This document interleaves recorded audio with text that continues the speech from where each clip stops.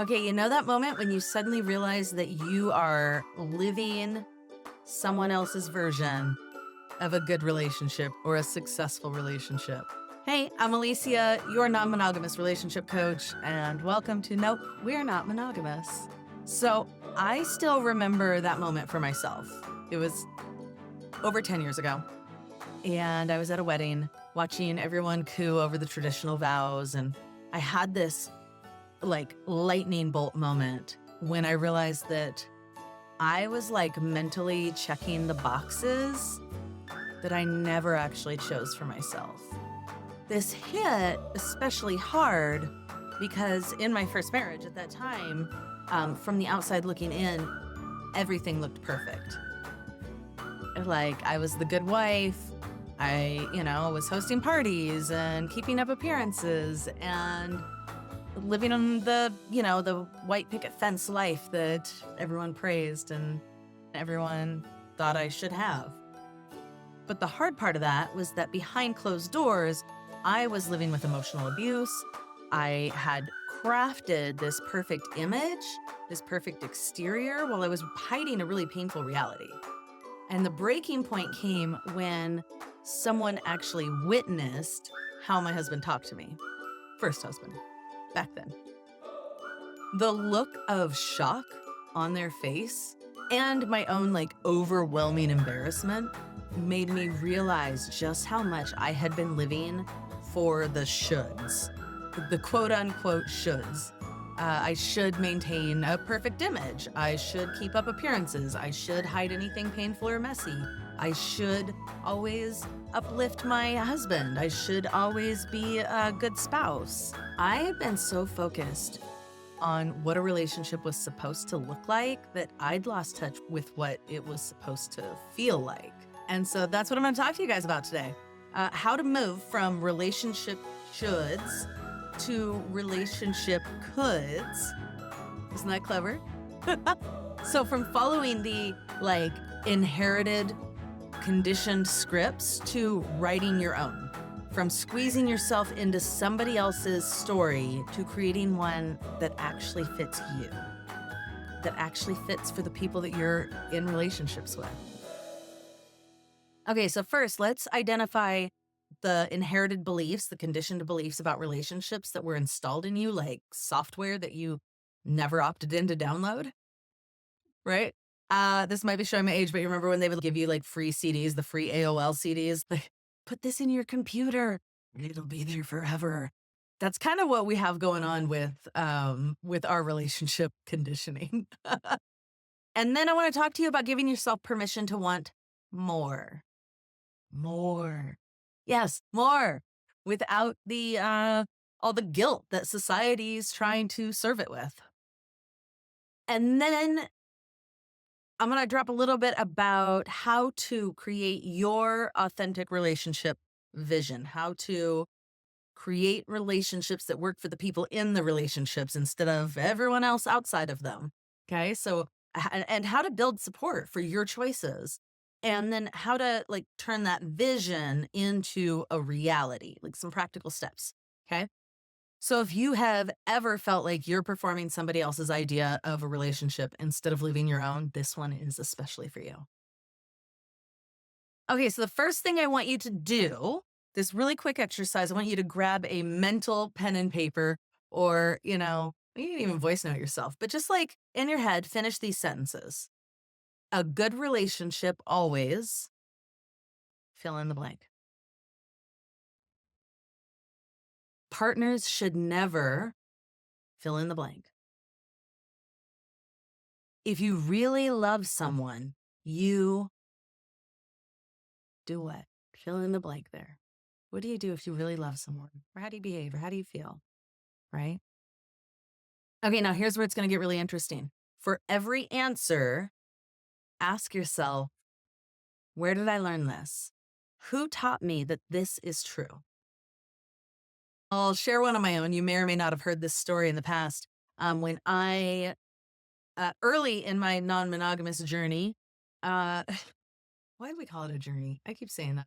I need another word for that. But it is kind of a journey, right? So early on in moving from monogamy to non-monogamy, my husband's girlfriend started making him lunches. Awesome, right? I was immediately threatened. I was so threatened. It just felt gross to me. And it's not because I wanted to make his lunch. I didn't.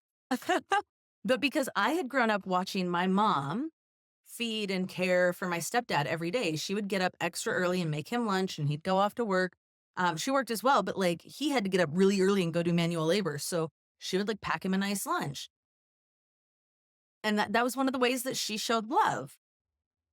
But I had unconsciously absorbed this belief that a good partner always prepares food for their loved one. As a matter of fact, I still make food for my loved ones.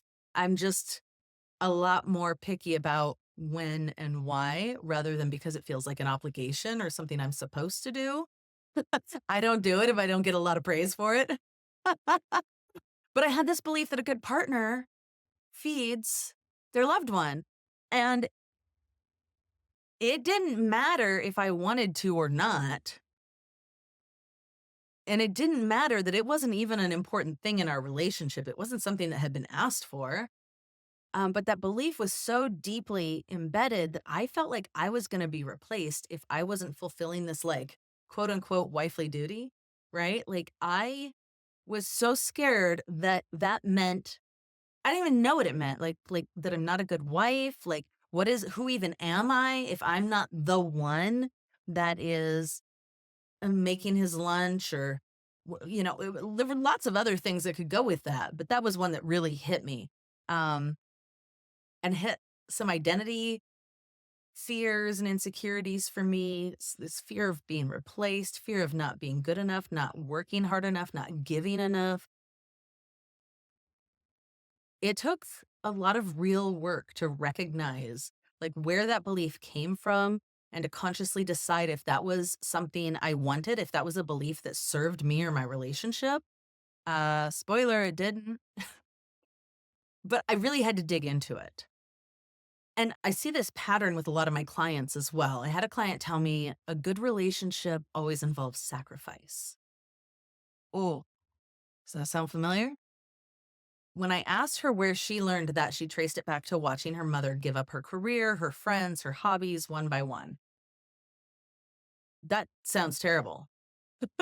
And that's not something she wanted to do, right? But that was like the example that was set for her. So at a really young age, that was kind of what love equated. And, you know, these inherited beliefs aren't necessarily bad. They aren't just automatically bad. Some of them might really serve you. Some of them might be really good. But the problem is that we don't usually examine them. Most of us don't. They're like furniture that's been in your living room for so long you don't even see it anymore, or like the clutter on the table next to the door, you don't notice it until you have guests coming over, and then you're like, "Oh, hmm, kind of forgot that was there." So, what relationship beliefs might be causing you pain without you even realizing it? So, here's some of the common conditioned or inherited beliefs that I've heard over the years. Real love means never being attracted to anyone else ever. If they really loved you, they wouldn't even look at them.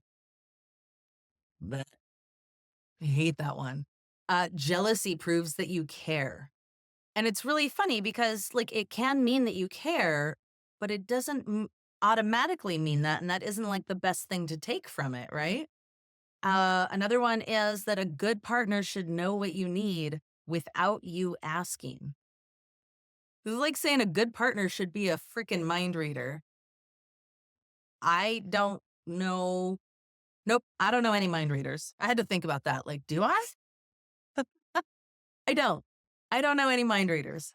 Some of us are really good at making assumptions. Some of us are really good at picking up the like micro clues in body language and tone of voice. Um, but that's not the best way to communicate.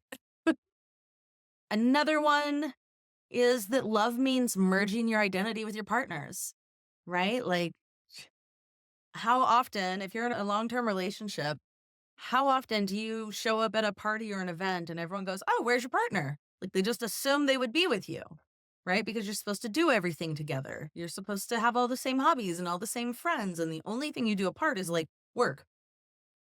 And even then, sometimes not. Do any of these sound familiar?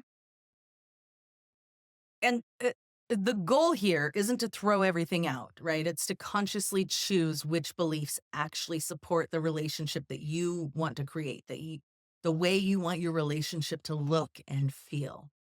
So that brings us to the next piece, giving yourself permission to want more. I can almost feel some of you squirming at the word more. We've been taught that wanting more is greedy, it's selfish, it's unrealistic. How dare you? Why would you want that? Why can't you be happy with what you have? Come on, guys. One of my absolute favorite books that I recommend to so many people is Unbound by Kaji Urbaniak. And one of the things that she talks about is how we've been conditioned to make ourselves smaller, to dismiss our desires as too much, too selfish, too disruptive, especially those of us who were raised as little girls, were conditioned as women. We are so socialized to place other people's needs above our own, to be caretakers, to be pleasers, to be the ones who keep everything running smoothly. But what if more doesn't mean better than others or at the expense of others? What if more simply means more aligned with who you really are? I want to tell you about a client of mine, Jamie. That is not her real name. When Jamie first came to me, she was in this like perfectly nice traditional relationship, good partner, good job, good house in the suburbs. Everything was fine. Okay. And yes, I do work with people who are in traditional relationships, not just non-monogamous people who are living outside of the box. We live outside the box in all sorts of ways. Just so you know. Um, fine was slowly suffocating Jamie. She kept having these desires for deeper connections with multiple people, but immediately shut them down, right? The thoughts were like, that's selfish. I'm being selfish. I should be grateful for what I have. No one gets everything that they want. Am I asking for too much? Can I even ask for more? Right? So many of these ideas, which I'm sure all of you have been there at some point. And this is what Kaja Urbaniak calls desire censorship. It's this internal voice that edits what you want before you even fully acknowledge it. So here's what we did. Here's what I did with Jamie is something I call a desire inventory. I can't remember if I got that from Unbound or not. Probably, at least the concept. But a desire inventory is this like judgment free, don't judge yourself. It's this judgment free exploration of what you truly want without the shoulds policing your thoughts. Okay. So this means practicing like a command mode with yourself. So it means speaking your desires without apology or explanation. No, no, I'm sorry, but I might kind of want to do this, or um, gosh, I might like a little bit more. But instead, clearly, I want new shoes. I want to go out on dates on my own without my spouse with me or my partner with me. I want to explore non-monogamy. I want non-hierarchical polyamory. I want to be solo poly, whatever it is, right? I want to explore all of the options and see what feels good for me. So, back to Jamie, what came out for them was really surprising. Turns out it wasn't about wanting like wilder sex or more partners, though those are totally valid desires, super relatable. What Jamie wanted was broader emotional intimacy.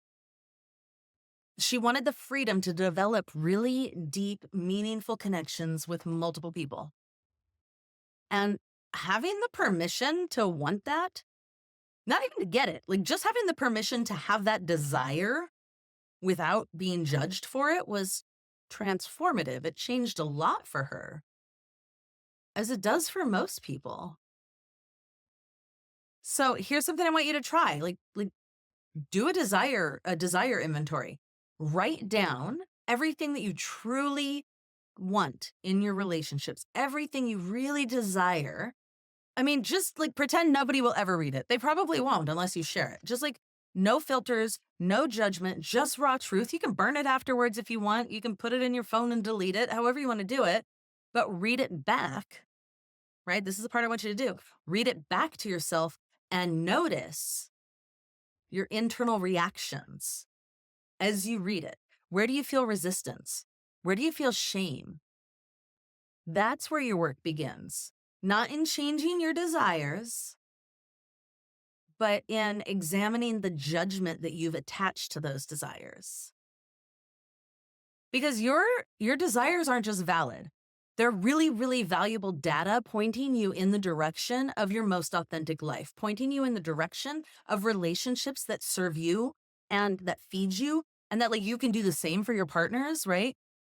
Your desires are really important information. Okay, here's the fun part. There's probably more fun parts, but this is the fun part I'm thinking of at the moment. This is where you're going to create your authentic relationship vision, okay? So we tap into your preconditioned desires, the ones that existed before social conditioning taught you to tame them, before somebody told you you wanted too much, before somebody showed you that like taught you that love hurts, or that, you can't trust anybody, or your desires are too big or too much, right? Like, what is it that you wanted before all that social conditioning? Who would you have been with no outside influence, right? So think of this as designing your dream relationship if all of the external judgments disappeared. If you didn't have to worry about your job, your family, your friends, strangers on the internet, whatever.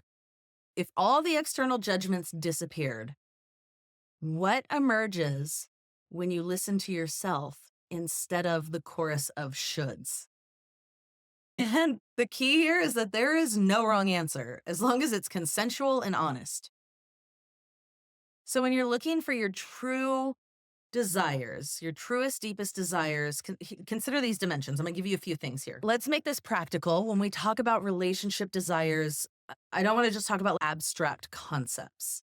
This is about how you actually want to live day to day in your life, right? Think about power in your relationships, not in a complicated way, but in the simple moments. Who decides what movie to watch? Who takes the lead when you're both stressed? I had a client who realized that she loved making most of the daily decisions, but she really wanted her partner to take charge in the bedroom. And another that preferred sharing decision-making across all areas of their life. Like there's no universal right balance, right way to do things, but what feels energizing to you? What feels supportive to you? What feels really good to you? Okay. And then the other thing to pay attention to is attention. This is something we all crave in different ways. Some of us need intense, phones down, eyes locked connection every day, just staring at each other, into each other's souls, right? Other people feel super suffocated by that and need lots of independent time, lots of solo time. I remember when I first realized that my ideal wasn't the stereotype of constant togetherness. This was actually during COVID when everybody was home for months and I was like going batty. I had two partners at home who were introverts who just loved being home all the time, like, just loved it. I was going batty. I was like, I got to get out of here. I would go for drives. I would do the grocery shopping. I was the one who would get out of the house to do anything that was needed for the house because I actually really thrive with meaningful connection punctuated by solo adventures, right? Where I get to like recharge myself, have my own experiences that I can then come and talk to my partners about. So what is your natural rhythm? And then the third thing I want you to do is actually examine your boundaries. And not just the ones you've been told to have, but the ones that authentically protect your energy and your values. What are the boundaries that protect who you are at the core, right? Maybe you're comfortable with physical intimacy with friends, but you really like to keep your financial decisions private, right? Or maybe sharing a home feels too close, but sharing your deepest secrets feels perfectly right. You just really want to tune into your own experiences instead of following the script that somebody else wrote. What makes you feel most alive? What makes you feel most yourself in relationships? Where do you thrive? Where do you feel juicy? I remember one couple that I've worked with, they realized that their perfect relationship included living in different cities part time. And this flies in the face of like every relationship rule that anybody has ever known, right? There's very few people that really make this conscious choice. But for this couple, one of them really needed solitude, and the other one loved to travel. And so it really worked for them. They liked missing each other and then coming back together. And the like thing to get out of that is that desire isn't just about what you want to experience. It's also about who you want to be, right? Some relationships allow you to embody different aspects of yourself. Some relationships allow you to really be versions of yourself that feel really authentic, and other relationships require you to contract, to like pull back into your shell. So, a question to ask yourself is, what relationship structure, what design of relationships helps me to feel the most expanded, the most alive, the most authentically myself? You may not know, right? Like, a lot of us don't really know until we've had some experiences. And if we've only had the one experience, it's hard to say what is going to make us feel more alive, more expanded, more authentic, right? But you can play with it. Your vision might include living separately while maintaining a deep commitment, multiple loving connections, a primary partnership with room for exploration, a relationship that ebbs and flows with seasons of monogamy and openness, a little monogamish, right? Maybe it's a commitment to growth over permanence. The possibilities are endless, literally endless. There is no end. I have not found it. I doubt you could find it. The possibilities are endless, but you get to define them, right? You get to define what is possible for you, what sounds good for you, what sounds lovely for you. And also keep in mind, you always get to change your mind, okay? Nobody is going to hold you to a decision that you made 30 years ago. They shouldn't be holding you to a decision you made 30 hours ago. Uh, Maybe that's just me. Right. But the point is that your vision might evolve over time, and that's totally okay. The point here isn't to create like a whole new rigid set of rules. It's to stay connected to what feels authentic for you in this chapter of your life.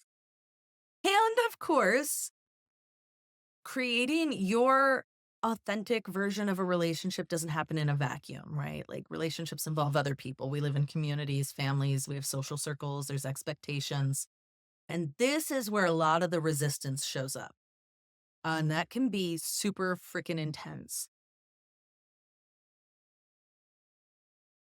Now, I have not been in a monogamous relationship for over 10 years. I have not opened a monogamous relationship. However, I was very monogamous, right?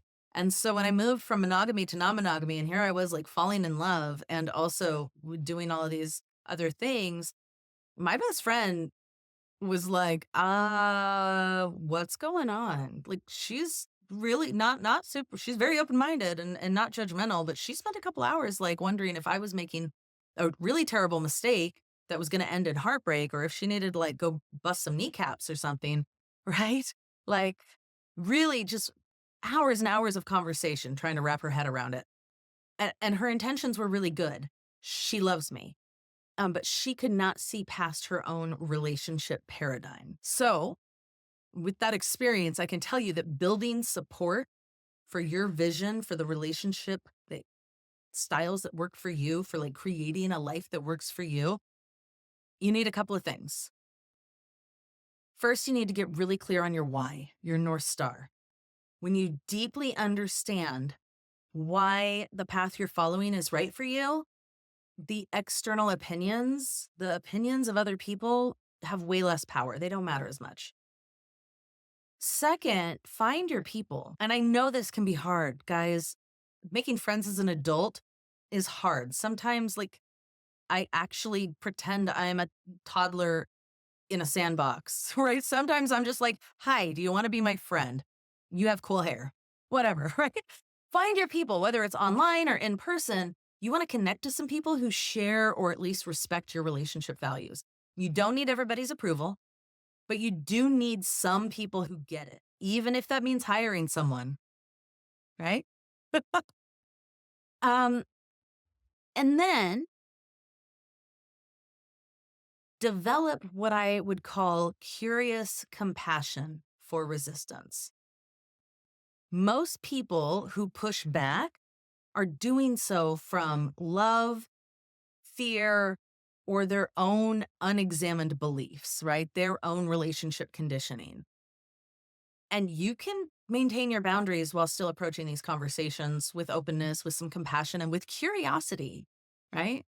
You just ask instead of defending yourself when your friends are like, "What the heck?" You could just ask them questions. Well, what do you think should happen? What are your beliefs on this? It's a great First of all, it's a great deflection, okay? But also, when you're being curious, everyone's hackles come down. You can do this in your relationships, with your friendships, your family, it doesn't matter. Be curious, ask questions.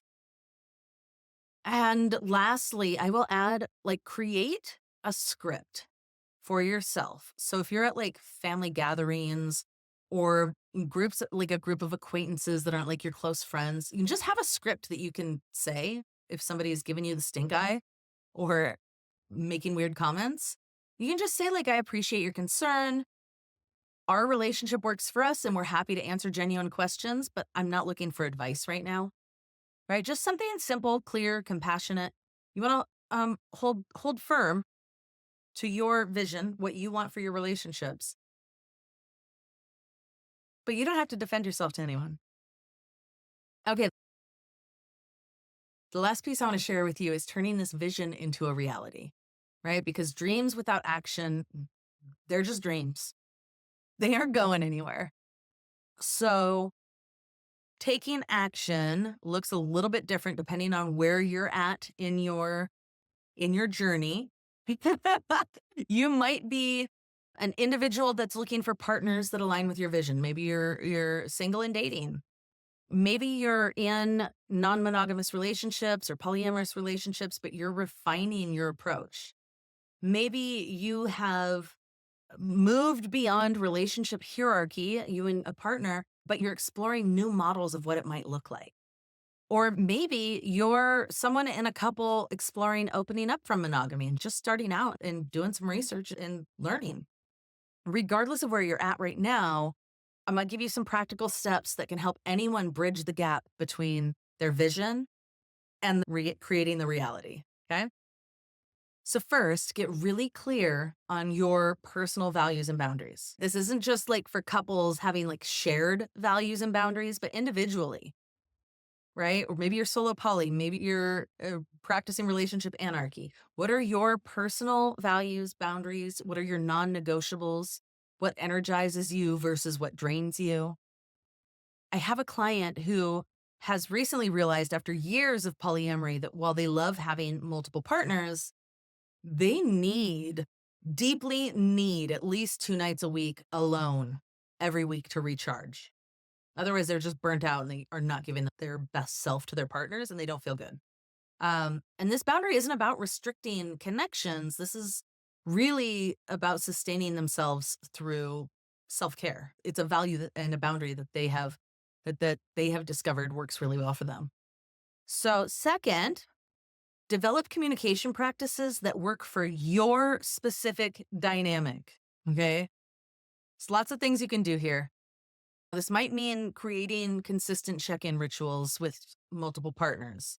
And uh, maybe you have to balance, like, not centralizing a certain relationship, or maybe you want to prioritize a certain relationship, but create the practice that works for you and your relationships.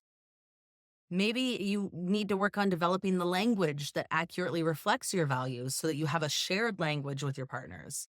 Here's a practice that can be really transforming for relationship. This is going to be like a connection conversation. Okay. So, unlike the traditional, where's this relationship going? Where are we at? Uh, what is it the kids are calling it these days? I don't remember. But those conversations, like where's this relationship going, or like, do we have a label now? What kind of commitment is this? Like, those conversations are usually focused on escalating the relationship, like following the relationship escalator, um, or like having particular labels. Want to be your girlfriend or boyfriend or partner, and then having the conversation about what those labels mean to each of you, right? So having a connection conversation is a way to create an intentional container to explore the unique qualities of each relationship, each connection. So here's how it works. Once a month, maybe you set aside some uninterrupted time with each partner. Maybe it's over coffee. Maybe it's during a walk. Maybe it's a video chat, right?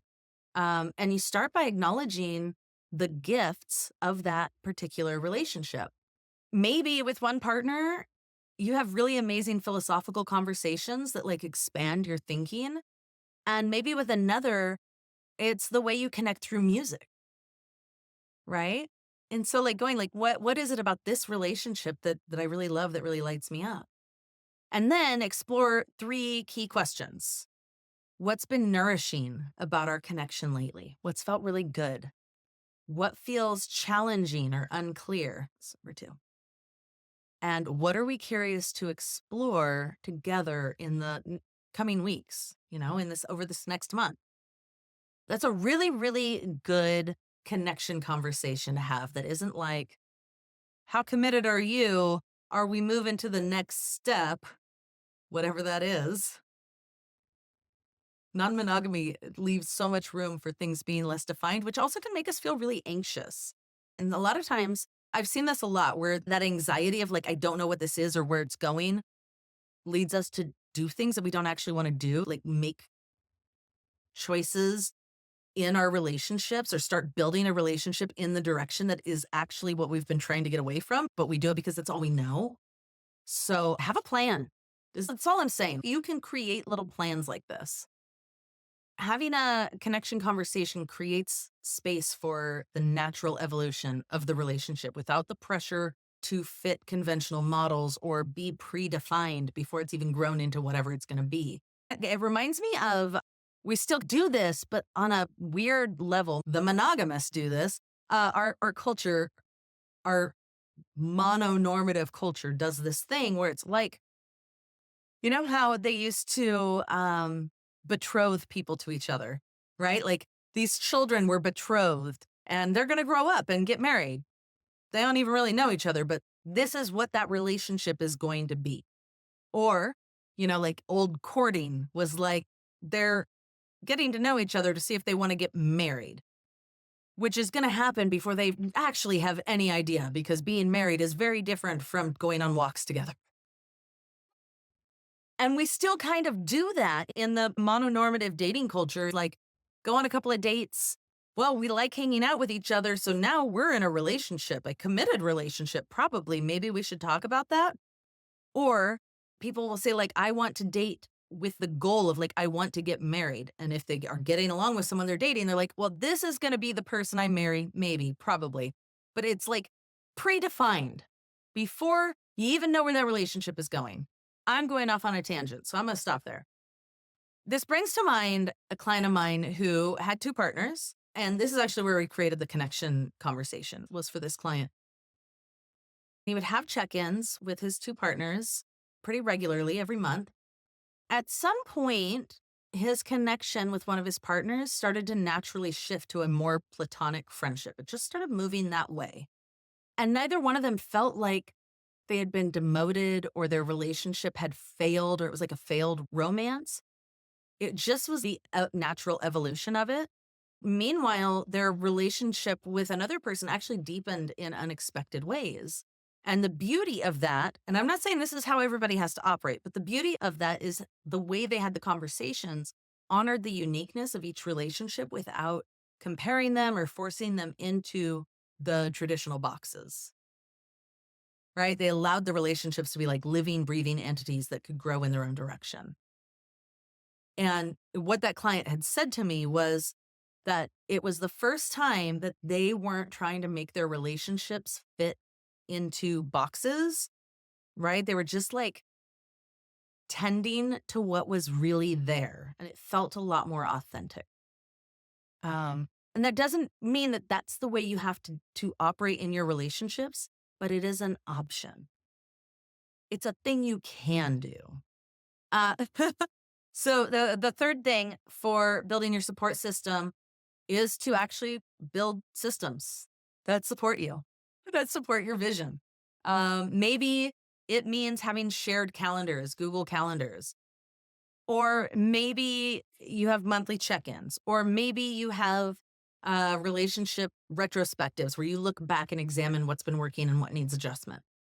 Just creating systems that support moving in the direction of a relationship that serves the people in the relationship, right? Oh, and you have to have this as well. You have to have some resiliency practices. We all need to build up our resiliency. Every relationship structure, every way you could do this, there are challenges, right? So if you have personal practices that ground you, whether it's meditation, journaling, movement, breath work, time in nature, sex, whatever self care grounding tools that you have, practices that you have, this actually creates some stability when things are growing and changing, and it's really important to have. And then finally, celebrate the path itself.